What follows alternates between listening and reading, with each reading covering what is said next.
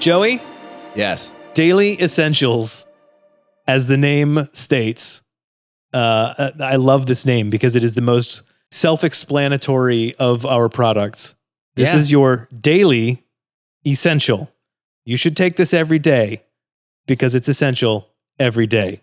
Tell me about Daily Essentials. What is it? So we'll start with kind of what we do know for certain, that deficiency in nutrients can lead to severe health issues. Sure. And in other cases, suboptimal functioning.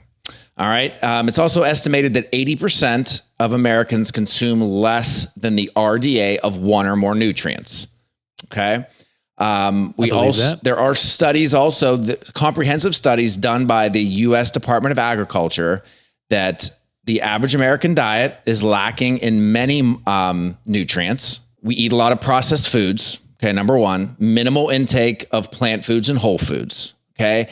Also, the whole foods and plant foods we are taking in, due to the industrialization of the food industry, the whole foods we are getting, while still extremely and undoubtedly, uncontroversially beneficial, we're just behind the eight ball a little bit compared to where we could be if it wasn't for those things. Sure. Also, our lives, we're exposed in the environment, air, food, heavy metals, food additives, medications, alcohol, very high chronic stress.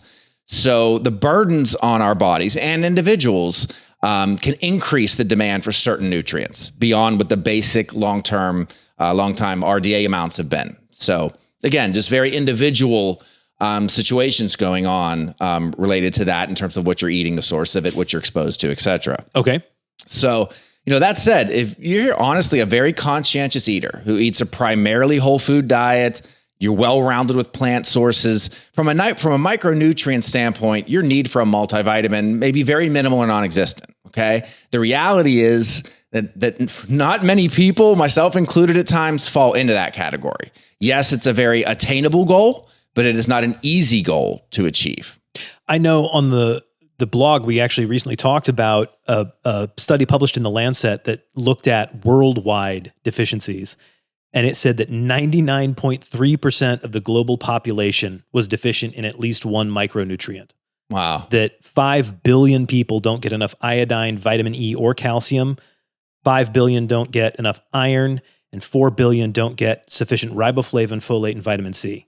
Wow. Just on surface levels. So this is a big issue. Yeah. And related to that, kind of a step down, even if you eat a very good diet, there can be just some gaps. Yeah. So maybe from a macronutrient standpoint, you're eating very well, you're eating whole foods.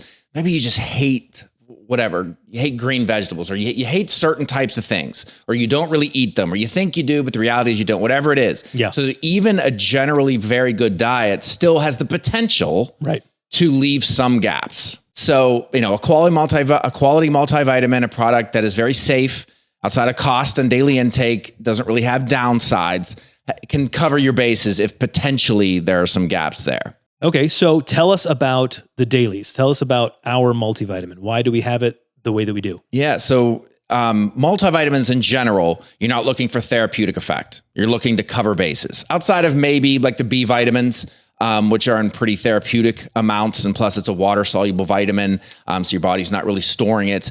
But you are not looking for, again, study levels. Like if you say, if I took this much vitamin B during this case, or maybe that's a bad example, vitamin C for this, or vitamin D for immune, whatever it is, you can't extrapolate that to say, well, that's in my multivitamin. Levels are critical.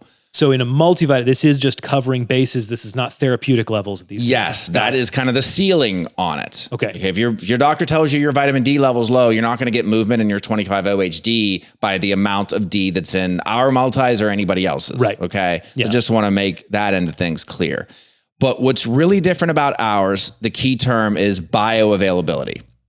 So there is a gap between a nutrient being stamped on a bottle accurately and what your body does when it takes that ingredient into your body. Okay. So again, you can look at a product that has 100 milligrams of magnesium on both. RDA is the same then, obviously. And so what's the difference? Why is this one more money? It's the form that it's in, the salt form.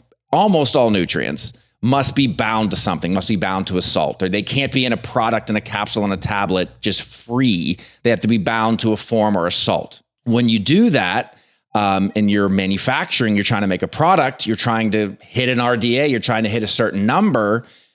Typically what's done is you make it in a safe way, yes, but in the cheapest, most efficient way possible. Sure. So you've got magnesium oxides, okay, calcium carbonates. They're not bad. They're not worthless. They're just of a lower level when you start talking about what the difference is in quality. So again, it's about that gap between what's on the bottle and maybe 100% accurate, we assume so, and then what your body does with this same amount of maybe the actual ingredient you're looking at based on the form. Right. Okay. So if you're just throwing fake numbers out there, if you've got 100 milligrams of something, but you can only, the bioavailability is so low that you only process 15%, then you're processing 15 milligrams. But if you've only got 50 milligrams, but it's 50% bioavailable, then you're getting 25 milligrams. So even though it's a lower number, the higher bioavailability makes a big difference. It does, yes. And what the specifics are can get a little muddy and a little controversial. Sure. Yeah. But the one study I found showed that, for example, a big one is magnesium. Because there are things, our thiamine, our B1, it's hydrochloride. That's the most basic one that you're going to see in a grocery store one. That's in ours. That's because there's not documentation and studies showing that it's needed to go to an elevated form. So it doesn't mean that everything on that one label in the grocery store is bad and it's got to be changed. It's done based on evidence and science to make sure that it's worthwhile to do that. Individual items in here. Exactly. Right. And that's why this, there can be a lot of detail, but I think the broad theme of what's going on here is important. So back to the point of magnesium. Mm-hmm. So when magnesium is chelated or bound to other amino acids, a mineral chelate, mm-hmm. the absorption is 8.8 times when it's bound to oxide.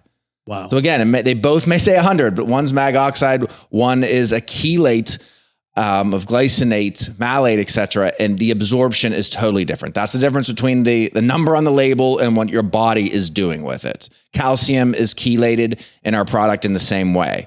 Another example, folate. So folic acid is how it's typically taken. Mm-hmm. Folic acid is good. Folic acid works. Folic acid is fine for the vast majority of people. Okay. It's never worthless. It's never not absorbed at all. Nothing like that. But there is the potential for a significant number of people that have a metabolic deficiency in activating that folic acid to methylfolate. So in our product, it's given to you as methylfolate. It doesn't need activated. A grocery store basic multivitamin is given to you as folic acid, which for most people is just fine. They activate it, they methylate it. But not everyone can do that. Got it. So again, this is not about saying everybody must take this or you're not getting enough folic acid. That's not the case, but it could be you. It could be. Yeah. And that's, again, just the general theme of what the difference is, why ours is priced the way it is, but why those forms are in there are critical. I think the big thing is that there's other, many examples, but I think the folic acid's a big one just to get the theme of the bioactive mm-hmm. form in the body. And then the chelates, what you're doing with those minerals. The other thing is whenever you have something like a magnesium chelate with it's bound to multiple different things to get you that amount of magnesium. What that does is it also makes sure you're not overloading a given pathway. Because we'll have people say, glycinate hurts the best. And that very well may be true. But when it's all glycinate, you're still going to have some limit of absorption relative to whenever there's a lot of it, but then there's also malate. And yes, there's some oxide in there. Some is fine. You're giving your body different pathways to get that magnesium. Makes sense. And there are 40 nutrients in this. So we're not going to go nutrient by nutrient. Exactly. But you're giving excellent examples of why every single one of these has been chosen to be in here. Exactly. People can rest assured that this is the best data-backed, science-backed form of it for mass absorbability, bioavailability. That's the word. Correct. There you go. Bioavailability. That's the key thing to understand here. Beyond just the broader picture multivitamin stuff, I think we kind of got that point. But yeah, this is what truly makes ours different. Yeah. Okay. So we understand who would take this, which is pretty much most people. Why they would take it. What are the details on how to take it? Just for standard use, what are we looking at? Yeah. So 2 a day is what we would recommend, the most basic level, just again, kind of the cover your bases. Okay. Morning with food. There's a lot of nutrients in here. Sometimes the B vitamins can upset your stomach a little bit. So take it with food. You can do 2 twice a day. And you definitely would want to split this up because there's a lot of water soluble nutrients in there that your body will not hold in excess.